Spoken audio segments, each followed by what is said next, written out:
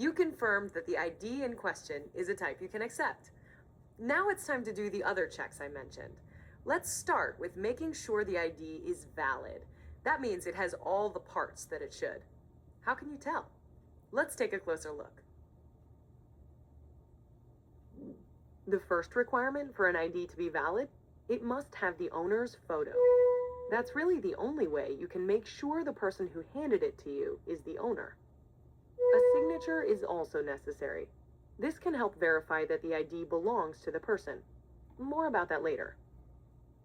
The next one is more obvious. To be valid, an ID must contain the owner's birth date. Duh, right? With the birth date, you can calculate whether a person is old enough to drink. We'll talk about how to do this later on.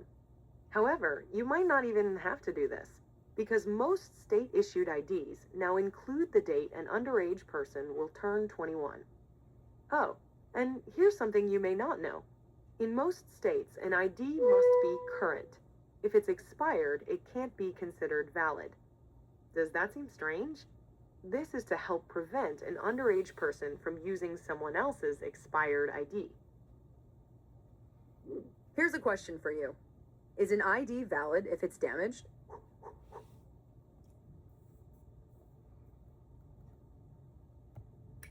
Actually, it depends on where you are. In most states, it's not valid, and the ID will need to be replaced because the damage could have been caused by someone altering it. In some states, though, the ID is still valid. Part of checking an ID is determining whether it appears to be real. Unfortunately, fake IDs are becoming more common, and many of them are pretty convincing. So, how do you know if an ID is real or not? There are several things you can look for. Let's break it down.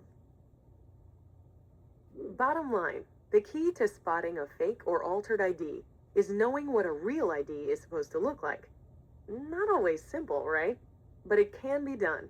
You just need the right knowledge and the right tools, such as an ID checking guide, a tool that tells you how IDs are supposed to look. We'll also look at some examples of common security features so you can recognize them. After that, we'll focus on signs of tampering and some additional tools to make it easier to spot a fake or altered ID.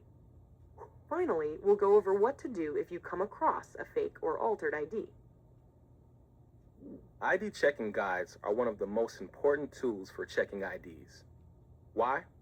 Because these guides provide full-size samples and descriptions of current state driver's licenses and state ID cards, as well as detailed descriptions of security features on each ID. If you're a manager, make sure your staff has access to a current version. Ideally, you want to have one at each point of sale terminal. And of course, everyone who needs to check IDs should be trained on how to use these guides. So that's your first tool in recognizing fakes. The next one, security features. Government agencies that issue IDs work hard to keep ahead of counterfeiters. The security features they place on ID cards help by making IDs harder to fake. These security features can include things like text and images that can only be seen under ultraviolet light. Also, images that change color when the ID is tilted or appear to move when the ID is turned or rotated. They also add really small text called microprinting, which is too small to read with the naked eye. Some states even include ghost photos, which are smaller, less clear copies of the main photo on the ID.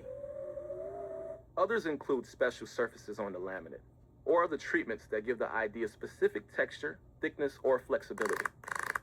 One of the most recognizable features is the use of a special format for people younger than 21. In most states, IDs issued to underage people are in a vertical format, rather than a traditional horizontal one used for those 21 and older. But keep in mind that in some states, IDs don't necessarily expire on the person's birthday. In other words, it's possible that a guest who gives you an ID with a vertical format may actually have turned 21. If the guest has turned 21 and the ID is not expired, it may be okay to serve that person, assuming everything else checks out okay. All right, here's a question for you. Do you think it's okay to accept an ID that is blank on the back? Absolutely right. All government-issued ID cards have information on the back. usually in the form of one or more barcodes, a magnetic stripe, or both.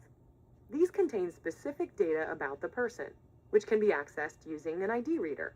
More about that later. Of course, those security features